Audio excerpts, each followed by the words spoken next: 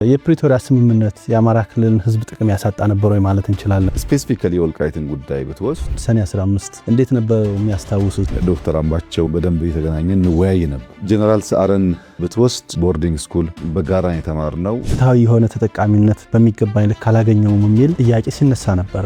የአማራ ህዝብ እንደ ህዝብ በጠላትነት ፈርጆ የኖረው ማን ነው? ለሴራ ጎንጓኞች የጦር መሳሪያ የሚያስታጥቀው ሀገር ሴቱ ነው። ሚኒሊክ ካለ ጎበና ካለ ሚኒሊክ ዘመናት ኢትዮጵያ መፍጠር የሚችሉበት ምንም አይነት እድል የለውም።